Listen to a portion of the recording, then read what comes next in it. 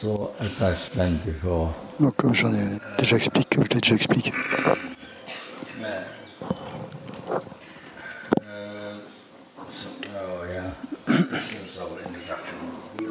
Donc, l'essence de l'introduction au maître, au gourou. So, some may know, some may not know. Il y en a, certains connaissent, d'autres pas.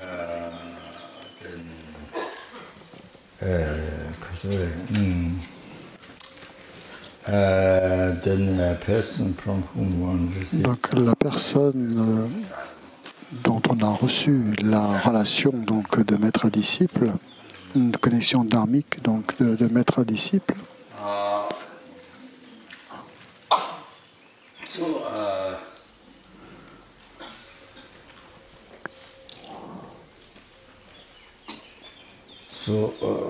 correct.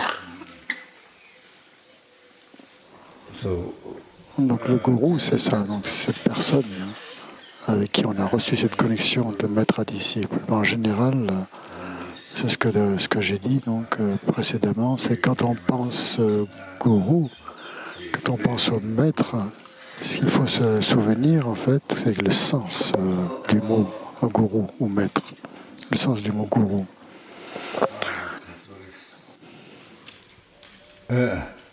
Who has been saving you, guiding you. Donc le gourou, c'est celui qui vous a en fait sauvé, qui vous a guidé depuis, qui vous a protégé depuis des vies, des naissances sans nombre, sans commencement, et qui continuera à le faire dans le futur, ainsi donc dans les 3 temps. Et sa bienveillance s'étend, donc aux trois temps. Elle n'est pas limitée à cette seule vie, mais elle s'étend dans les 3 temps.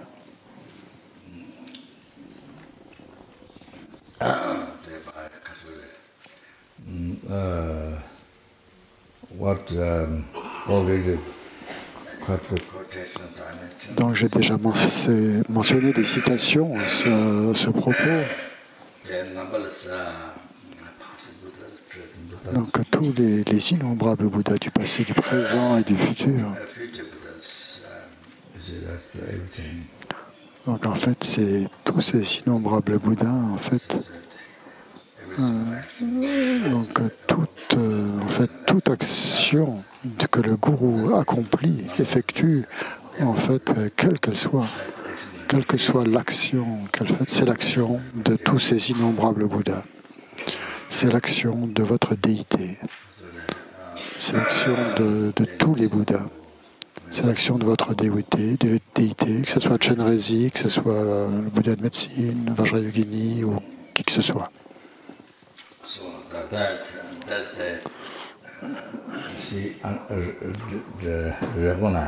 Donc c'est ça qu'il faut reconnaître. C'est ça ce que vous êtes censé faire tous les jours, quand on pense au maître. Quand on voit son maître, quand on médite.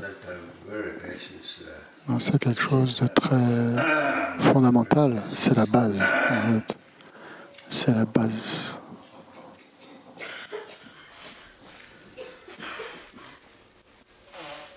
So, if you let go, si vous si nous laissons tomber ce à quoi on s'est accoutumé depuis des vies sans commencement, c'est-à-dire l'attachement, la colère, l'ignorance, le chérissement de soi, les pensées égoïstes qui nous ont occupés depuis des temps sans commencement, auxquels nous nous sommes accoutumés. Au lieu de s'accoutumer au renoncement à la bodhicitta, à la vue juste et aux 2 stades du tantra, il faut s'habituer à cela maintenant. Donc par conséquent,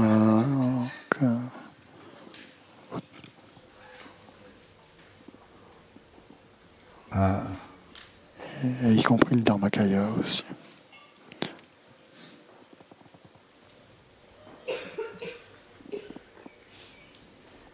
It's not known in the West.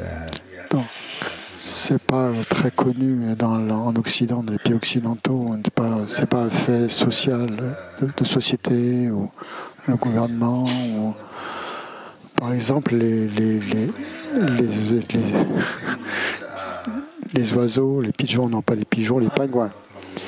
Les pingouins, donc, je ne sais pas dans quel pays, mais j'ai vu donc il y a beaucoup de pingouins qui se déplacent comme ça d'un pays à l'autre, et puis ils vont dans un certain lieu, ils se rassemblent tous comme ça dans un endroit. Les pingouins se rassemblent comme ça dans l'Antarctique, pôle sud, et il n'y a pas de montagne, mais il n'y a pas de danger de montagne, mais c'est un endroit plat où ils se rassemblent tous. Et c'est énorme, c'est un lieu énorme. Je ne sais pas combien de millions ils sont. Et il y a des millions. Je ne sais pas dans quel pays c'est. Et en fait, ils se déplacent, ils viennent de nombreux endroits différents. Ils voyagent pendant très très longtemps. Et ils avancent comme ça, juste avec leur corps. Et parfois, ils glissent un peu, hein, parfois, ils marchent. Donc, ils avancent tous ensemble, de très, très nombreux. Ils ne parlent pas, ils ne discutent pas. Pas comme nous, pas comme les humains qui parlent. Nous sommes... Donc eux, ils ne peuvent pas s'éduquer mutuellement, ils ne peuvent pas se donner des renseignements, comment s'organiser, comment voyager, tout ça. Ils n'ont pas cette manière de s'organiser qu'ont les humains. Mais naturellement, non, ça se fait, ça se produit. Ils sont... ils se rassemblent comme ça. Et donc, soit ils y vont, soit ils reviennent. Après, je ne sais pas s'ils reviennent ou pas. Je ne l'ai pas vu. Mais je ne sais pas combien de temps ils y restent non plus. Donc, il y a aussi de nombreux oiseaux, des petits oiseaux de différentes espèces qui volent comme ça d'un pays à l'autre, qui émigrent. À Deer Park, le centre de Geshe-Sopa, il y a un grand arbre. Et ils viennent tous du même endroit. Et ils viennent tous sur cet arbre. Ensemble. Et peut-être qu'ils passent une seule fois ou une seule nuit, je ne sais pas. C'est un endroit où ils font un arrêt, ils s'arrêtent un peu, ils font une pause. Et ils font une halte. Donc voilà, les oiseaux aussi, donc on se comporte comme ça.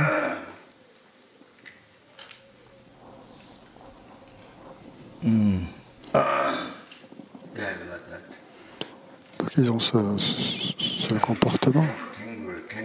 Les kangourous aussi, les bébés kangourous.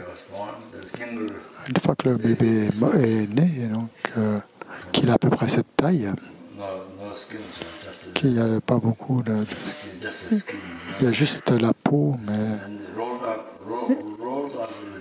donc il s'enroule comme ça, il va dans la poche de sa mère. Il s'enroule comme ça, il rentre dans la poche. Personne ne lui a enseigné ça. Il l'a appris tout seul. Donc je sais pas ce qu'ils disent dans les pays occidentaux, comment ils expliquent ça, ces phénomènes avec les oiseaux, avec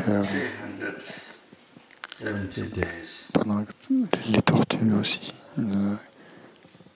pendant 370 jours qui voyagent sur les océans.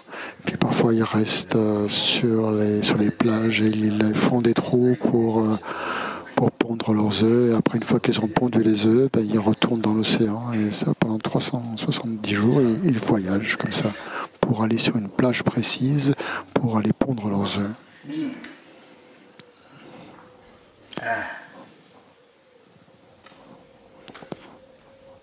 Donc.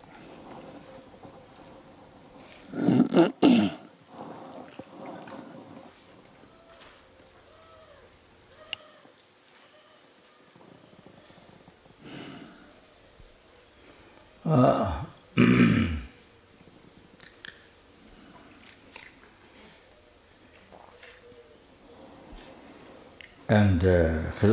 yeah.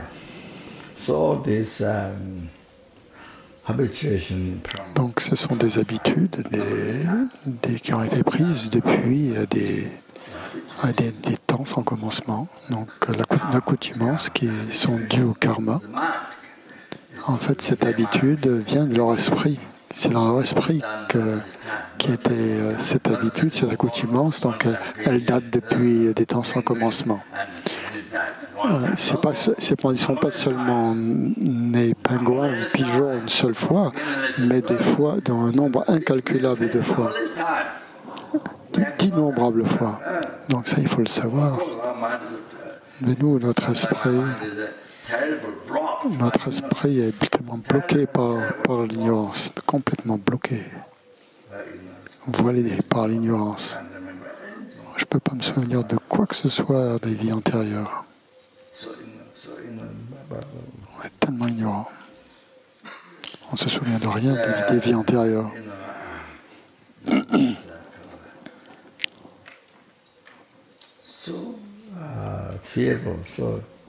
Et donc ça fait peur. Ça fait incroyablement peur, cette ignorance.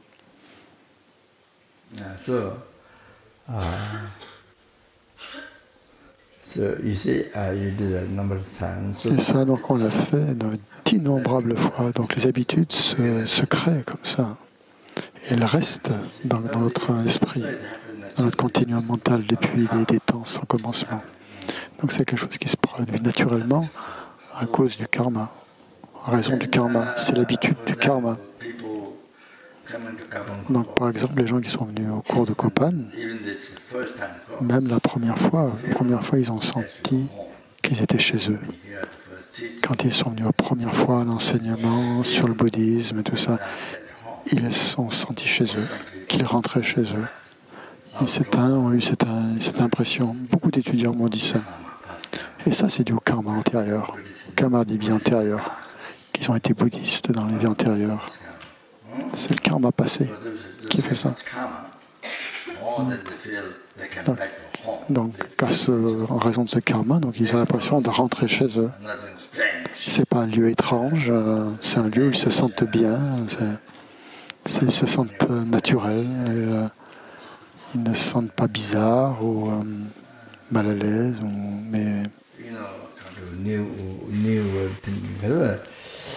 c'est comme ils apprennent tout d'un coup à une nouvelle façon. Ils ne se sentent pas inconfortables, comme si on découvrait quelque chose de bizarre ou une nouvelle façon de penser qu'ils n'ont jamais entendue, qui est étrange ou très étrange.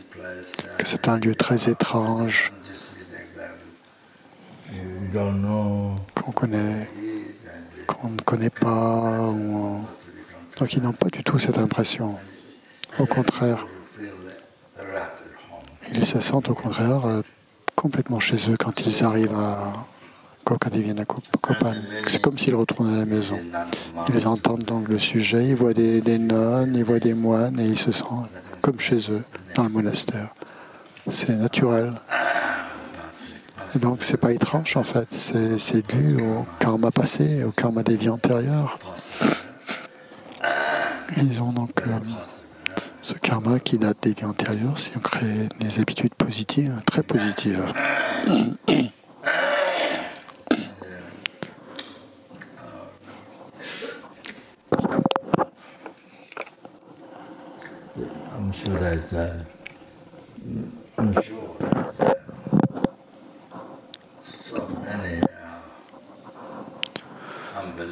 Je suis sûr qu'il y a beaucoup que c'est difficile à imaginer tout ça, mais ça, en tout cas c'est ce qui arrive sur la Terre. Ça arrive sur la Terre, que les humains, les animaux, tout ça, même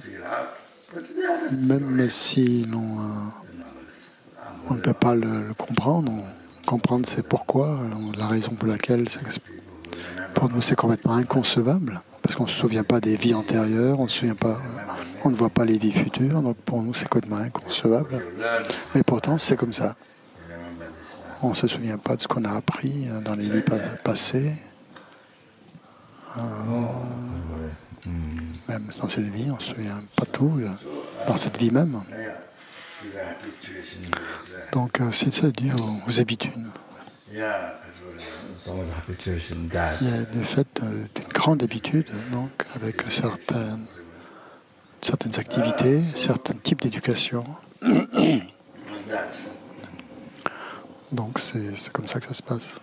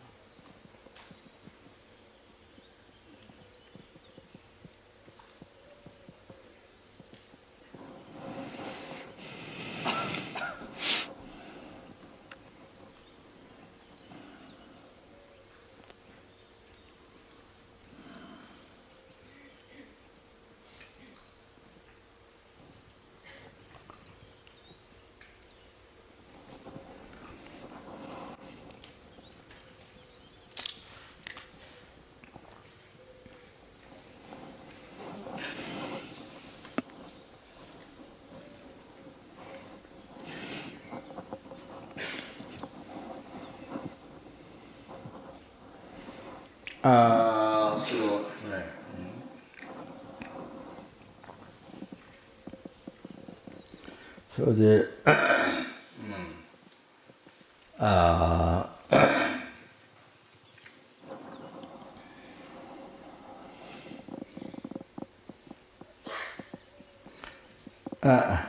so you see, Catholic. You see, as you are Catholic, entering the path. Donc, oui, quand vous entrez dans la voie, renoncement, bodhicitta, vous entrez par exemple sur la voie du Mahayana. Puis après, vous atteignez la voie des mérites grâce aux trois niveaux moyen et grand niveau, grande voie des mérites. Donc, grâce à la concentration du Dharma, concentration continue sur le Dharma. Ensuite, on continue donc avec la voie de préparation. On actualise la deuxième voie, donc la voie de préparation. Puis ensuite, il y a les 4 niveaux de la voie de préparation. Chaleur, c'est la voie pointue. La chaleur, patience, sopa, où on a confiance, où on gagne la confiance, que l'on ne renaîtra plus dans les mondes inférieurs. Et après, le niveau du sublime Dharma. Donc là, quand votre esprit et votre mental arrivent à ce niveau-là, au niveau du sublime Dharma, vous voyez d'innombrables Bouddhas sous la forme du Nirmanakaya. Où que vous soyez, même les statues, vous les voyez sous l'aspect Nirmanakaya. Et vous voyez aussi votre gourou. Vous pouvez parler donc même avec les statues. Et vous voyez aussi votre maître aussi sous l'aspect du Nirmanakaya. Donc quand vous êtes sur la voie de la vue juste, vous voyez aussi les statues sous la forme du Sambhogakaya. Et vous voyez aussi votre gourou sous l'aspect du Sambhogakaya avec les 5 qualités.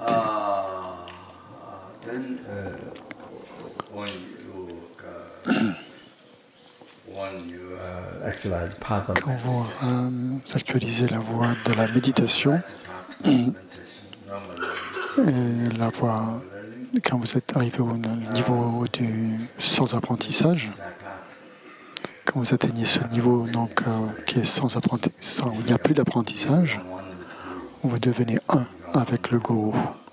Vous ne faites qu'un avec le gourou. Et vous devenez un avec les innombrables Bouddhas. Vous devenez un avec d'innombrables Bouddhas.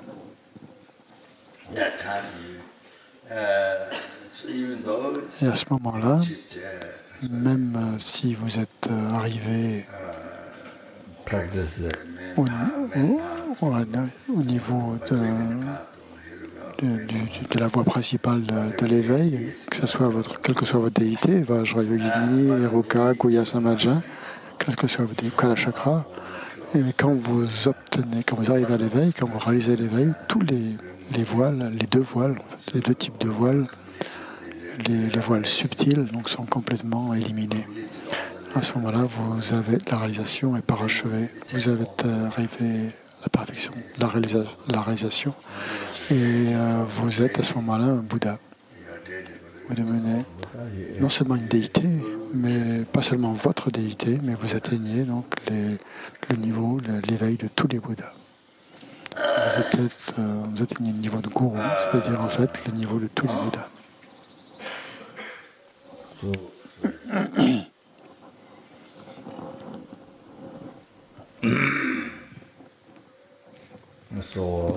Lama. Donc,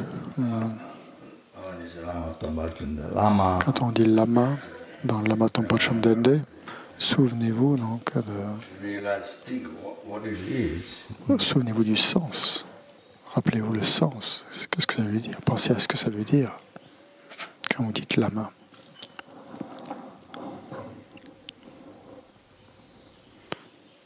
Lama Tompa Chomdende.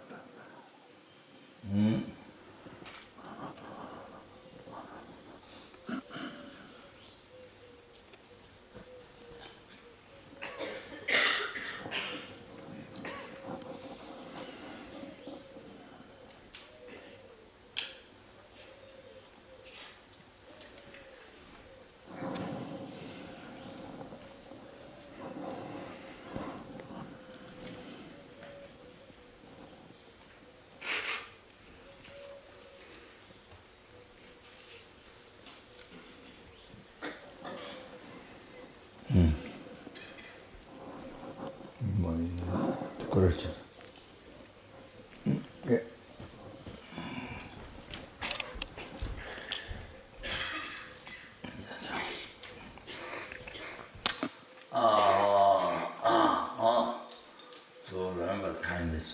Souvenez-vous donc de la bienveillance depuis des vies sans commencement et maintenant et dans le futur. Souvenez-vous de sa bonté, sa bienveillance jusqu'à l'éveil.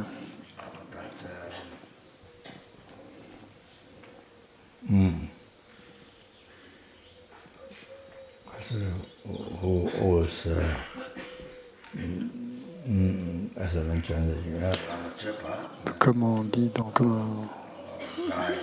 comme c'est dit dans Lama Tshepa, donc le guide, le protecteur, il nous guide et il nous protège.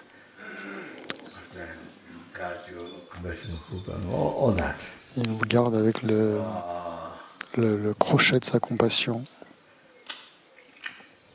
comme c'est dit dans la Guru Puja, dans Lama Tshepa. The compassion is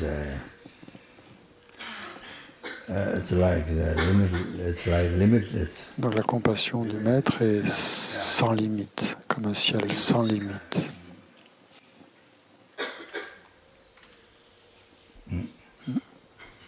So remember that. Souvenez-vous de ça. Quand vous dites Lama Tompa Chomdende, Lama Tompa, quand vous dites Tompa, donc souvenez-vous de ça. Ça, c'est la conclusion. Donc, ensuite, donc, c'est ce qui se manifeste. Manifeste le Bouddha. Tompa, donc, c'est le quatrième fondateur du bouddhisme, le quatrième enseignant du bouddhisme dans ce monde. Tompa. Tompa, ça veut dire enseigner. Le premier, c'était Shaktuk Kashyapa, le deuxième. Non, le deuxième c'était Tsetuk. Le suivant c'était Kashyapa.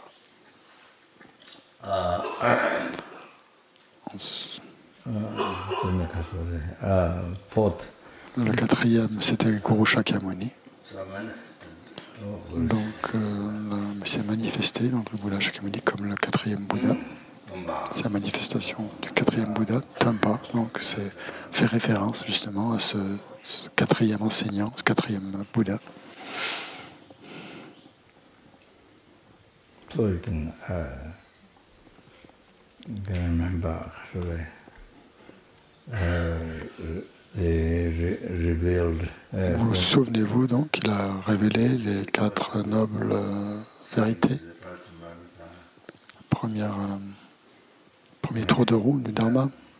Ensuite, le deuxième tour de roue, c'est la Prajnaparamita, qui est absolument incroyable. Et le troisième tour de roue, troisième cycle des enseignements. Donc, les quatre mélodies, c'est la base. Le Prajnaparamita, c'est le second.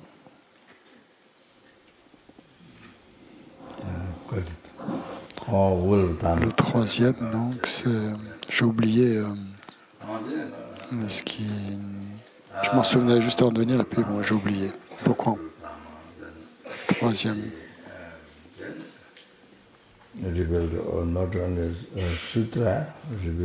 Pas seulement les sutras qui ont été révélés dans la troisième roue du Dharma, mais aussi les tantras.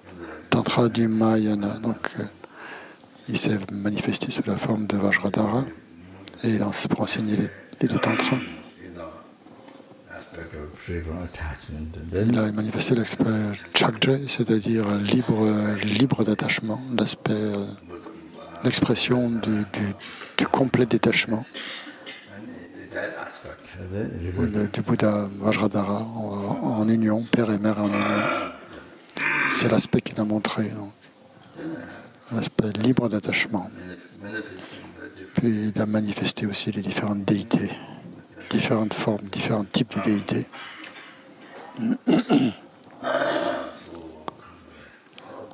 Donc,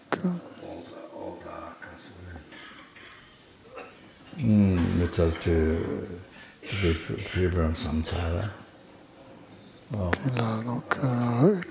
a révélé toutes ces formes, en fait, complètement libres du samsara. Comment se libérer du samsara. Et non seulement ça, mais aussi il a révélé comment atteindre l'éveil pour tous les êtres.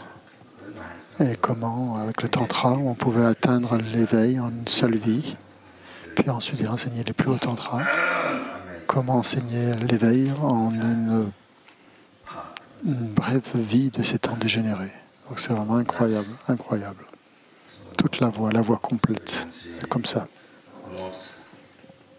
Donc vous pouvez voir que la bienveillance, en fait, cette incroyable bienveillance du Bouddha. La bonté, la bienveillance. Il n'y a même pas de mots pour exprimer ça. C'est incroyable. C'est pour vous et pour tous les êtres. Ensuite, Chomdende. Donc ça, c'était le sens de Tumpa. Maintenant, donc Chomdende.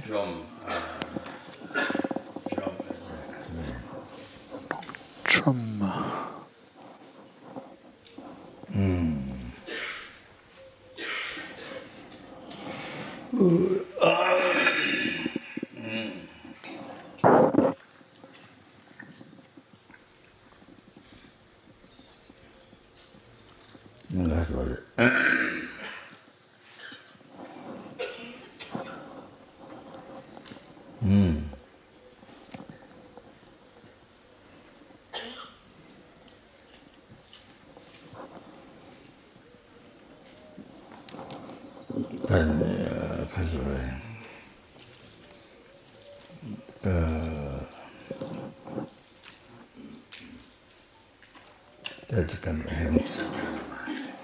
Donc ça veut dire en fait dompter l'esprit, soumettre l'esprit.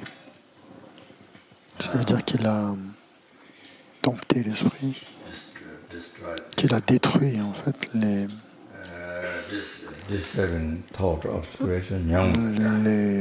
obscurcissements, les pensées perturbatrices, les voiles cognitifs les voiles afflictifs. Donc tout ce qui empêche en fait principalement d'atteindre le nirvana et les obscurcissements les plus subtils, donc qui empêchent d'atteindre l'omniscience, les shedrip. Donc les voiles cognitifs, les voiles qui empêchent d'atteindre l'état d'omniscience. Donc Champa veut dire qu'il a éliminé, qu'il a détruit tout ça. Il a vaincu tout ça. Même les voiles les plus subtiles. Alors Den, donc Chom ça veut dire donc qu'il a vaincu, qu'il a éliminé. Den fait référence à ses 6 qualités. Je ne me souviens plus de quelles sont. Il y a l'aspect ordinaire des 6 qualités, comme Indra, Brahma ont des qualités ordinaires, tandis que le Bouddha, lui, a 6 qualités extraordinaires. Mais je ne me souviens plus maintenant. On verra plus tard. On verra plus tard.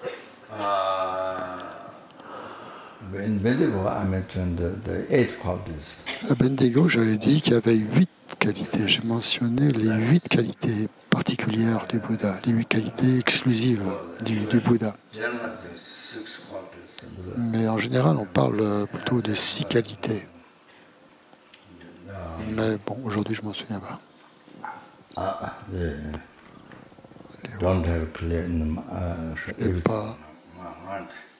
Je n'ai pas une mémoire très claire.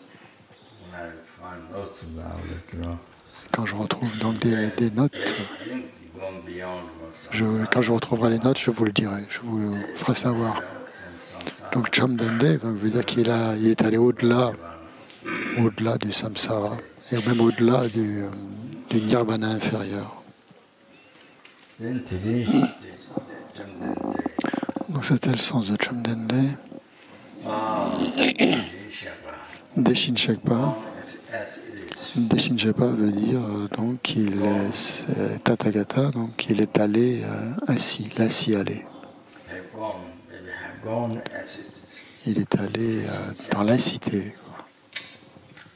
Il est allé ainsi. Deshin Shekpa. Tathagata en sanskrit. So one meaning is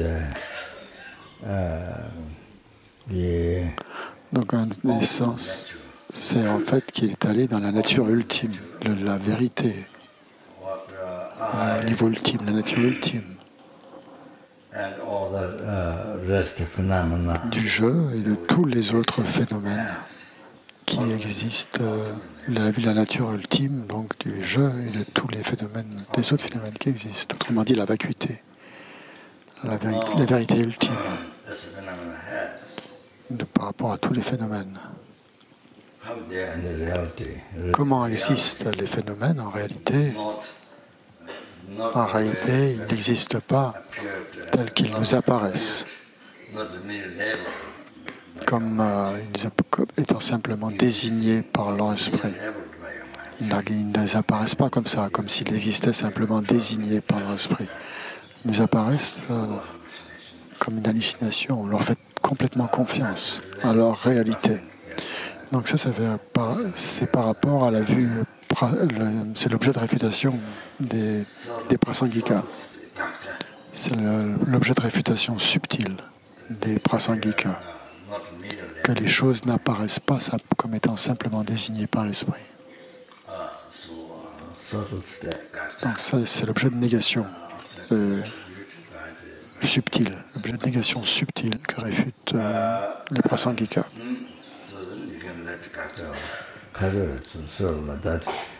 Donc ensuite, donc, on peut relier donc ça, voir tout ce que réfute l'objet de réfutation de toutes les différentes écoles philosophiques, leur vue erronée. On peut donc les passer en revue, donc toutes ces écoles philosophiques par rapport à leur vue erronée, non seulement qu'il apparaît comme de manière autonome, ou d'un jeu qui a le contrôle sur les agrégats, comme un roi qui dirige ses sujets, qui a le contrôle sur le peuple, sur les sujets, par son pouvoir, qu'il existe en fait sans dépendre de ses sujets, qu'il existe de manière autonome, de manière autosuffisante, sans dépendre de la population. Le roi existe par son propre pouvoir. Donc ça, c'est un objet de réfutation du jeu, si on le considère comme ça, qu'il existerait comme ça, sans dépendre des agrégats, qu'il existerait de lui-même, le jeu, sans dépendre des agrégats. Donc ça, c'est un gacha, c'est un objet de réfutation. C'est un puissant, comme un roi, comme un puissant possesseur, et qu'il est complètement autonome, comme un roi qui se sent complètement autonome et autosuffisant. Ensuite, il y a le jeu qui semble permanent, qui apparaît permanent et qui existe seul, sans dépendre des parties, par son propre, sans dépendre de causes et de conditions, sans dépendre de ses parties, qui existe de lui-même.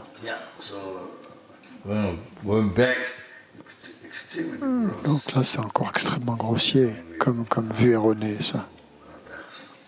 C'est très grossier. Donc l'hallucination, c'est une hallucination, c'est extrêmement grossière par rapport à cette vue.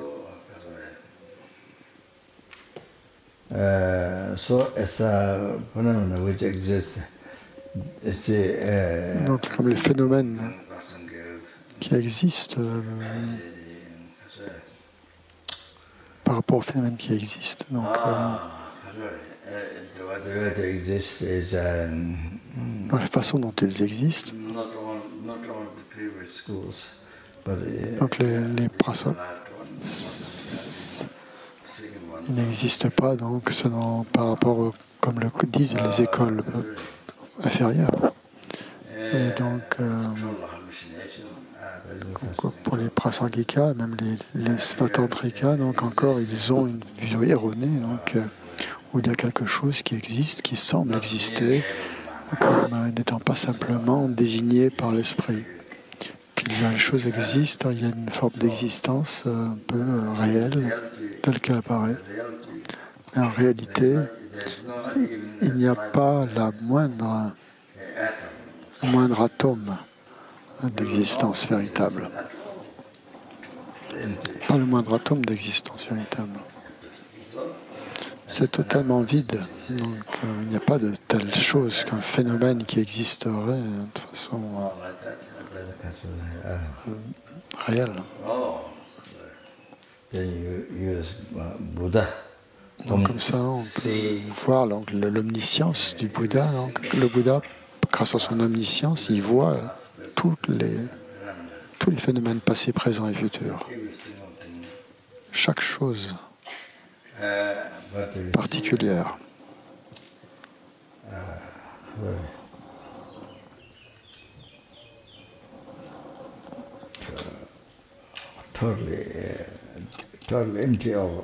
Donc il voit que tout est complètement vide, tout est complètement dépourvu d'existence en soi, d'existence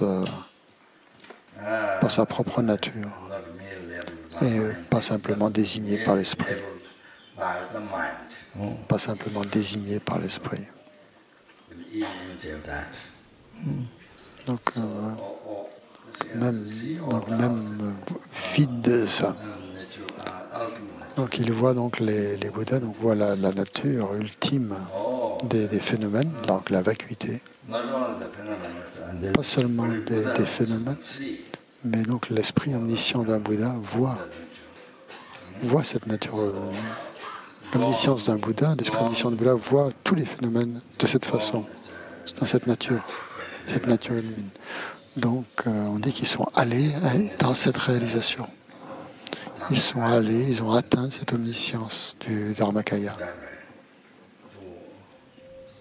peuvent voir de cette façon. Ils peuvent voir que les phénomènes sont complètement vides d'existence en soi. Qu'il n'y a pas la moindre chose qui existe de son propre côté. Il n'y a pas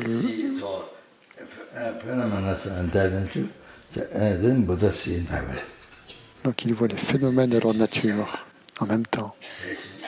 Les Bouddhas voient les phénomènes de leur nature en même temps. Donc voilà, ce qui fait la particularité de la vision des Bouddhas. Donc c'est ce qu'on appelle le Deshinshepa, donc les Tathagata. C'est quelqu'un qui est allé dans l'incité des phénomènes. Donc c'est un des sens de Deshinshepa. Donc un Bouddha n'a pas de dualisme, de dualité dans son esprit. Il n'a pas de vue dualiste. Des choses qui lui apparaîtraient comme un jeu, et puis il y a d'autres choses, un sujet-objet, un jeu qui apparaît, et puis des choses extérieures qui apparaîtraient existants, sans que l'esprit sans l'esprit.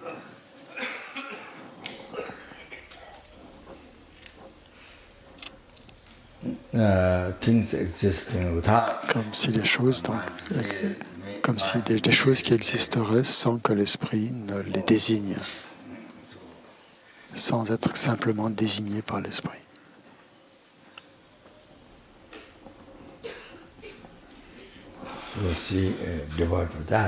Donc ils sont vides de ça, d'une telle existence.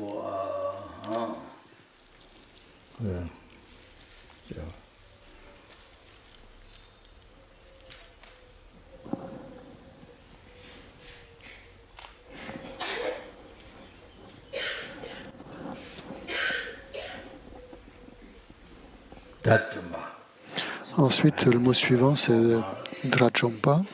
C'est donc celui qui a détruit les 4 maras. Là aussi, il y a une forme grossière de mara et subtile. Il y a les maras grossiers et subtils. Donc les 4 maras grossiers, c'est comme la posture du Bouddha, donc ce que signifie. Et il y a aussi donc les 4 maras grossiers subtils.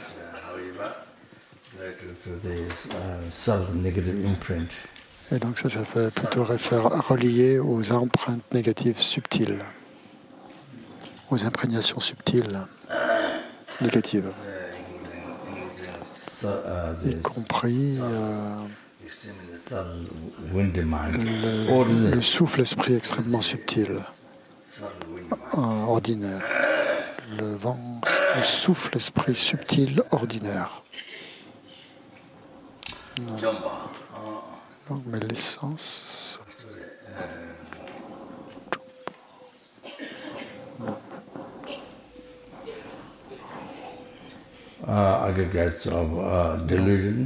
Les agrégats. Champa, donc il a éliminé les. Champa, donc c'est l'agrégat, c'est le. Comment dire? Le mara des agrégats, le mara des perturbations mentales.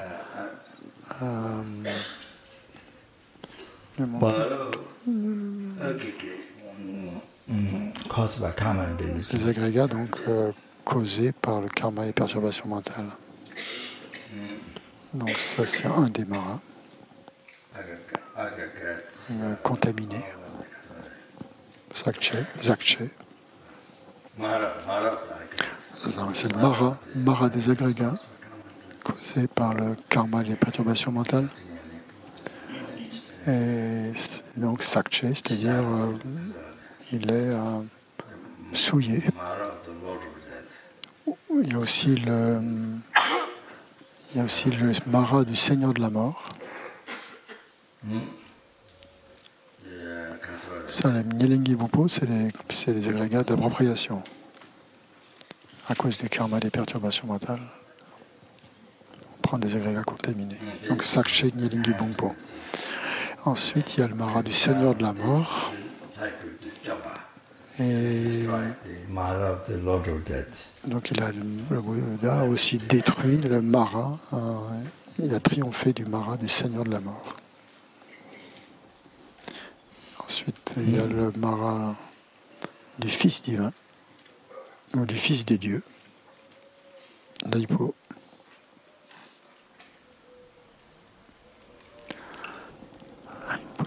Daipo-du.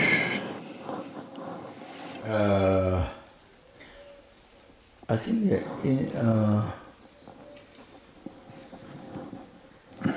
Indra or Brahma, je pense que Indra ou Brahma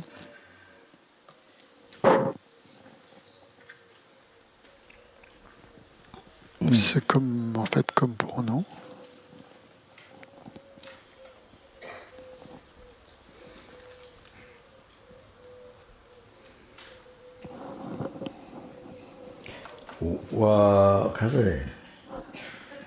What proof you have? Quelle preuve est-ce qu'on a? Mara of the devil's son. Du Mara, qu'il a détruit le Mara du Fils des dieux. Qu'est-ce que c'est? Quelle preuve on a qu'on a détruit le Mara du Fils des dieux? Comment on le sait? Quelqu'un a posé cette question. Donc c'est la main du Bouddha en fait, la position de la main du Bouddha qui tient comme ça, qui touche la terre. Et la terre, la déesse de la terre en fait. Mais bon, j'ai une vague idée de ça. Je crois que c'est Kyabje Serkon Rinpoche qui a expliqué ça par rapport à la déesse de la terre ou quelque chose qui est apparu comme ça et qui a dit « Je suis témoin que le Bouddha a fait ça, a détruit le Mara du Fils divin. » Donc c'est la déesse de la terre qui aurait dit ça. Mais je n'ai pas mes notes là avec moi, donc je ne peux pas vraiment vous en dire plus là-dessus, vous expliquer. Je l'ai déjà expliqué. Je l'ai déjà expliqué en différents endroits, 2 ou 3 fois. Donc c'est lié à Garawangchuk. Garawangchuk qui a tiré une flèche, je crois. 5, qui a tiré les 5 flèches des perturbations mentales. Ou 4, 5 ou 4. Je pense 5. Donc Garawangchuk, c'était un Mara. Je ne me souviens plus exactement ce que sont ces 4 ou 5 flèches. Il y a l'attachement, la distraction. Donc il s'agit de 5 perturbations mentales. On appelle ça les 5 flèches des perturbations mentales. Donc il les a tirées, ces 5 flèches. Donc en fait, ces flèches, donc c'est Garawangchuk qui tirent ces flèches et qui atteignent les pratiquants du Dharma, qui sont nuisibles aux pratiquants du Dharma. Donc c'est les flèches de l'attachement, les flèches de la distraction et des flèches des perturbations mentales, d'autres perturbations mentales. Peut-être il y a aussi l'orgueil, la fierté, l'orgueil.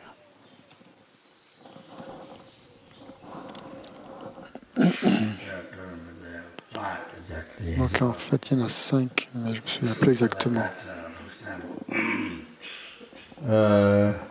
If you're seeking pure life. Par exemple, si vous recherchez à avoir une mode de vie pure, si vous cherchez une façon de vivre avec pureté dans la conduite, une vie morale pure, donc c'est ça qu'on recherche. C'est le souhait, si on a ce souhait principal, alors à ce moment-là, soudainement, vous rencontrez des objets, votre objet d'attachement, et vous changez d'état. Votre esprit change. Donc il vous tire en fait une flèche, les flèches de l'attachement qui vous change, qui change votre état d'esprit. Et donc l'attachement surgit et vous êtes, vous ne pouvez pas avoir la vie pure que vous vouliez avoir, pratiquer le dharma avec pureté par exemple, parce que vous avez reçu cette flèche de l'attachement. Donc, en fait, ce Garawanchuk fait du nuit donc, à ceux qui veulent pratiquer une moralité pure. Et d'autres choses aussi. Donc, il fait surgir l'attachement, même dans les rêves aussi, quand on dort aussi, pour faire perdre la semence.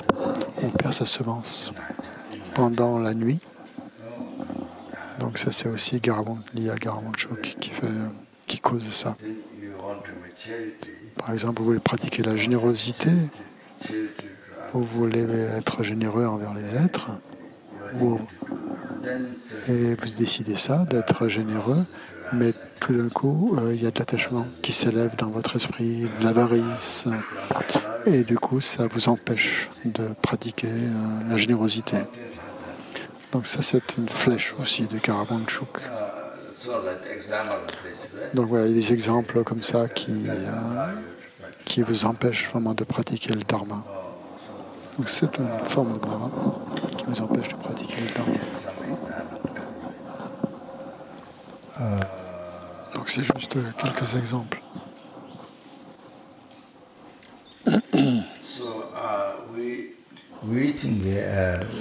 Nous pensons, nous les êtres ordinaires, donc, nous pensons que c'est moi. Je veux ci, je veux ça. Donc l'attachement surgit et puis l'orgueil, tout ça. Et nous... donc c'est quelque chose qui s'élève en nous et tout d'un coup on fait des choix, on fait le choix de l'auto-chérissement. On fait ce que nous dicte l'attachement. C'est parce que c'est Garawanchuk qui influence votre esprit. Et il vous tire cette flèche de perturbation mentale qui influence votre esprit. C'est comme si on devenait fou, qu'on perdait la raison. Une personne folle qui a perdu l'esprit, il croit complètement, il dit qu'il va faire ci, il va faire ça, il est complètement obsédé par ce qu'il veut faire.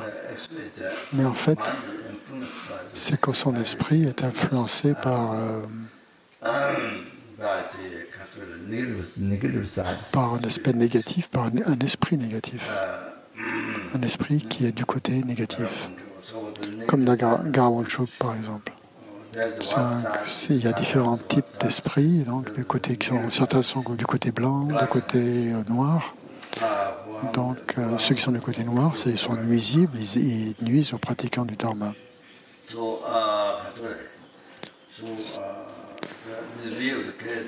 Donc selon la perspective de quelqu'un qui a perdu la raison, qui est fou en fait, ils prennent pour réel ce qu'ils veulent voir. En fait. C'est parce que leur esprit est sous l'influence d'un être maléfique. Et ça, ils n'en ont aucune idée. Les mêmes choses ici, même pour les gens normaux. Pour nous, on veut toujours ça. Vous pensez que c'est vous qui désirez ça. Mais en réalité, non. C'est que votre esprit est influencé par un esprit comme Garawanchuk qui vous fait croire que c'est vous qui voulez ça. Ça, c'est très important pour la Sangha, ça. Et aussi pour les laïcs, mais en général, mais surtout pour la Sangha. Même si vous avez pris l'ordination, juste après avoir pris l'ordination, juste après, Vous êtes des moines purs, des nonnes démoniales pures, juste après avoir pris l'ordination. Puis après, des conditions apparaissent.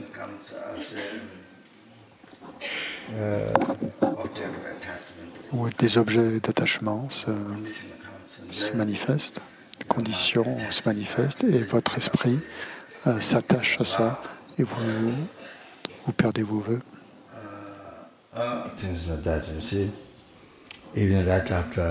Même donc, des choses comme ça. Donc, même juste après avoir reçu les vœux de Guélon, ou de Getsul, ou de moine ou nonne, donc vous recevez les nuisances d'esprit comme Garabanchuk.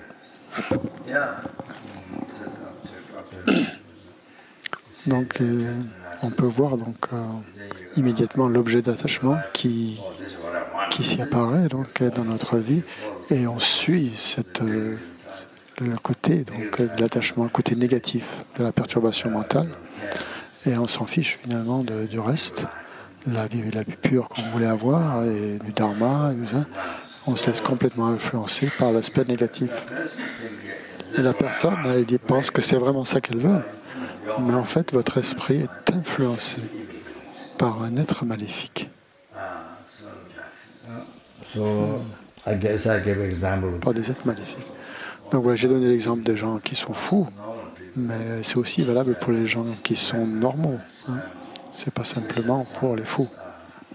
Et aussi, donc, il faut même même la sangha. Donc je voudrais que les gens que vous reconnaissiez ça, et spécialement la sangha. Donc c'est pour ça que j'en parle. Donc c'est pas vous essayez de pratiquer la pureté, donc vous essayez de vivre purement, et puis vous êtes tombé sous l'influence de votre esprit, donc se fait influencer par un Mara comme Garabanchuk, par exemple. Voilà. Voilà, c'est juste pour vous donner une petite idée.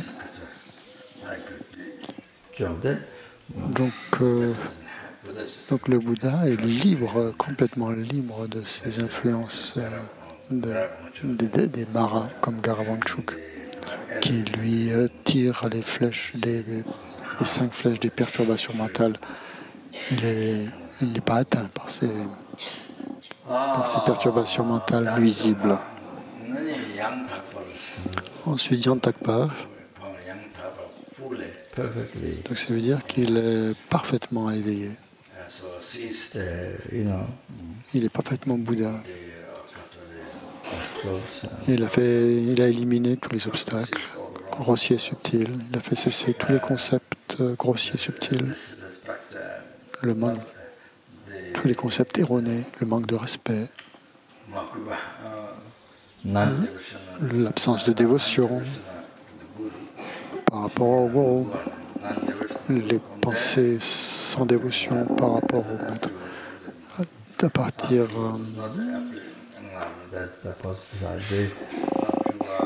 non.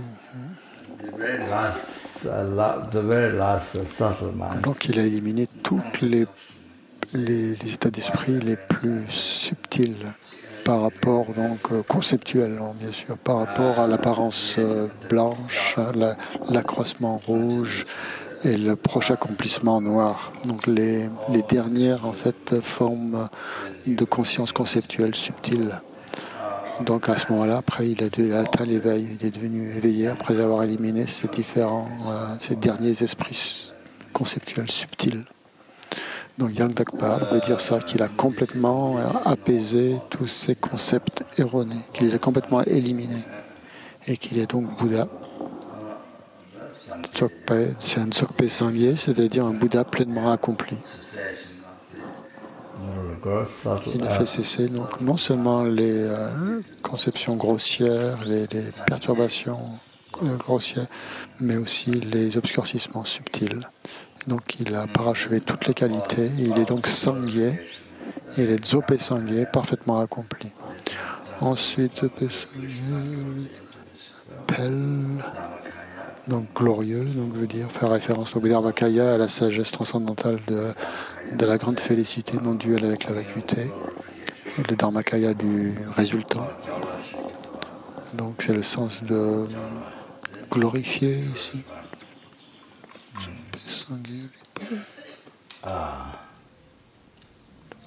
Yeah. Then,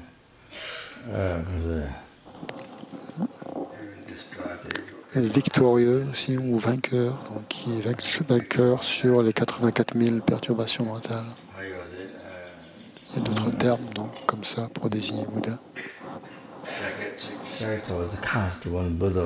Le Bouddha est né dans la caste donc, de Shakya.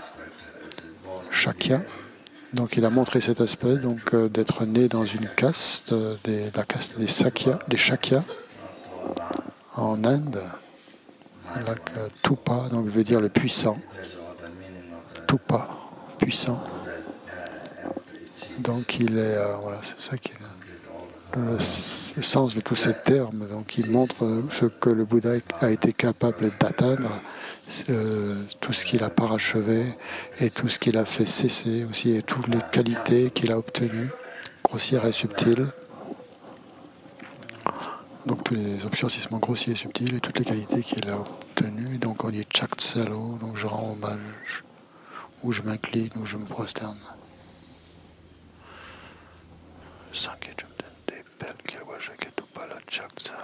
C'est la dernière ligne de la strophe.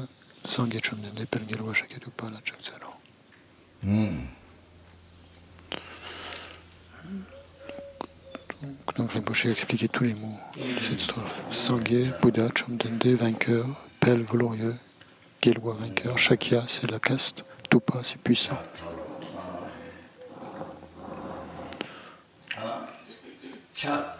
Donc Chak Tsalo, prosternation.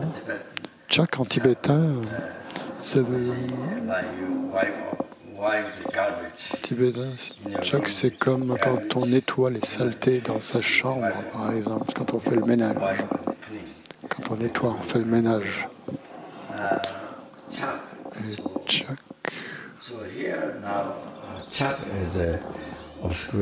Donc Chak fait ici fait référence aux obscurcissements du corps, de la parole et de l'esprit, au karma négatif, aux obscurcissements dus au karma négatif.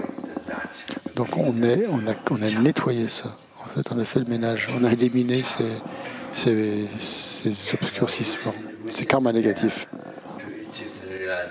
Donc on se prosterne avec tout ce qui interfère avec l'atteinte de la réalisation, depuis la dévotion au maître jusqu'au stade de l'unification sans apprentissage. Donc depuis la dévotion au gourou jusqu'à l'état d'unification sans apprentissage.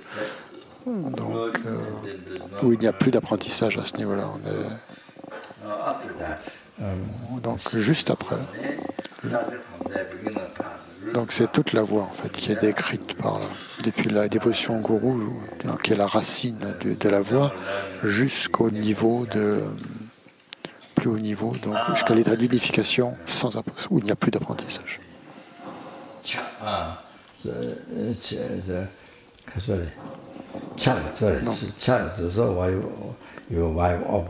Donc Chak, vous savez que vous avez nettoyé, éliminé les obscurcissements du karma négatif qui étaient dans votre esprit et qui empêchaient donc votre atteinte de la racine de la voie en fait, jusqu'à l'éveil, depuis la dévotion au maître, donc voir le maître comme un Bouddha, voir tous les Bouddhas en fait, voir le maître comme tous les Bouddhas. Donc depuis ce niveau-là jusqu'au niveau de Mélopesungjuk, de l'unification sans apprentissage.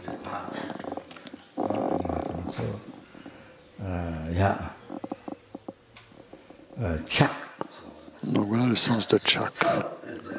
Chak Tsal. Tsal, c'est veut dire je veux, je cherche, je souhaite.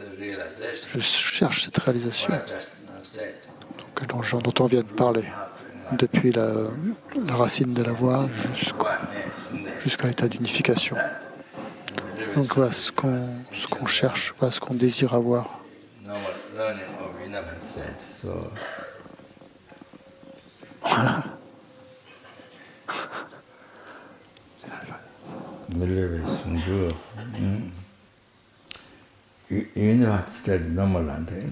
Donc c'est l'état d'unification sans apprentissage, au-delà de l'apprentissage.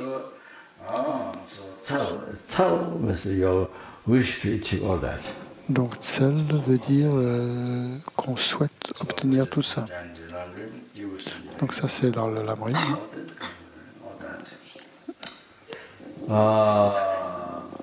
Donc ça c'est contenu dans le lamrim. Tout ça.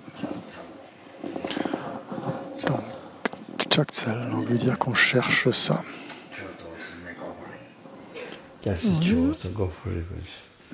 Choto Kapsuchio, donc veut dire après je fais des offrandes et je prends refuge. Choto Kapsuchio, je présente des offrandes, je prends refuge. Et Jingilab tout seul, accordez-moi vos bénédictions.